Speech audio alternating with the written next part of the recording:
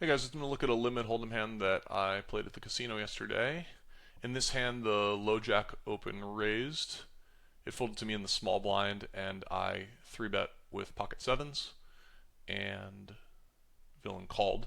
I think in this situation he is calling his entire range and playing 0-4 bets, and so that is how I set up the tree here. We can see that he has all the premiums in his range. Flops seemed mediocre for my hand, but overall relatively good for my range, and I bet without thinking too much.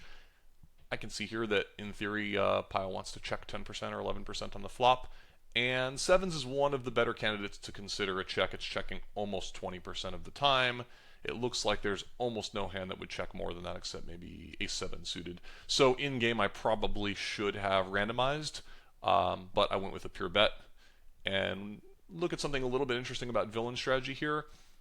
He has basically zero folds, and as a result, he delays with all of his good hands. You could see a sliver of raising from some of the greedy hands like 3 jacks or jack 9 suited, but primarily villain is going to slow play on this board texture. He's folding just slivers of his high and low combination hands that are a little dominated, but even a lot of those want to continue.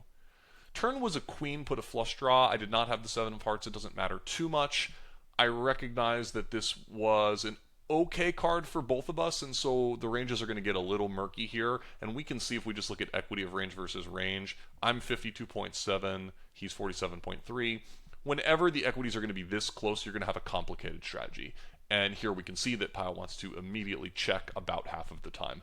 I thought that in game, sevens was going to be a good hand to check with, and that's what I did, and I'm happy to see that it's basically a pure check. Eights also a very good hand to check. Makes a lot of sense. I'm not really getting anything better to fold. I don't really want to get raised, and it's just a very a hand has no good blocker properties. I'd much rather bet a hand that either is more clearly for value or more clearly as a semi bluff. I noticed that a hand like Ace Jack is also frequently checking on this turn card. That would be a hand that I think a lot of players would go ahead and double barrel for value. But it looks like it's a little bit too thin considering I hit the queen a decent amount here and I have to be wary of villain's range. Remember, he had no flop raises, so he still has all of the premiums in his range that he started with pre-flop. I did check, and villain gets to bet here, looks like 63% of the time. I noticed that he can bet for value down to around tens. Tens is betting pure, and pretty much any jack is betting. He basically doesn't bet with ace 9, so the only 9 that he's betting for value is 9-10, which is probably going to take a free showdown unless it makes a straight. So that's a nice way to sort of think about what villain's range should look like. And let's notice where some of his bluffs come from. Look at these combos of ace 4 suited, ace 2 suited. These wheel ace kind of combos often do want to bluff on weird boards because they unblock all of the medium cards and all of the bigger ace X. And we can see when villain bets, I had a tricky decision. In game, I thought about it and just decided to fold. It just seemed like too bad of a situation. And I'm happy to see that Pio somewhat agrees with me.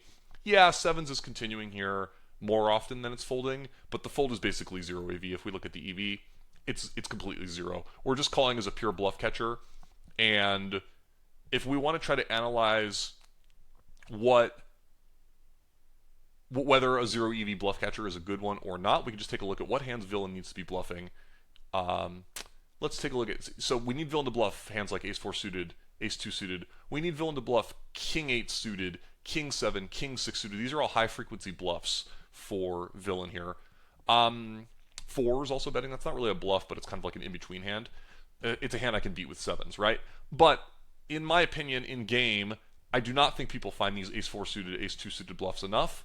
I don't think he opens as wide as what the solver would want to open from the Lojack, so I think king 6 and king 7 suited may not even be a part of his range. So for me, I think this is even a little bit of an easier fold than we can find in Pio. And this is often a good way to analyze, to bring in an exploitative argument when you're at a 0 EV node. So if your hand is clearly plus EV, then maybe you need to give some consideration to just trying to play GTO. But if you're at a 0 EV node, then you can bring in some other arguments. And in this case, I just folded and moved on to the next hand.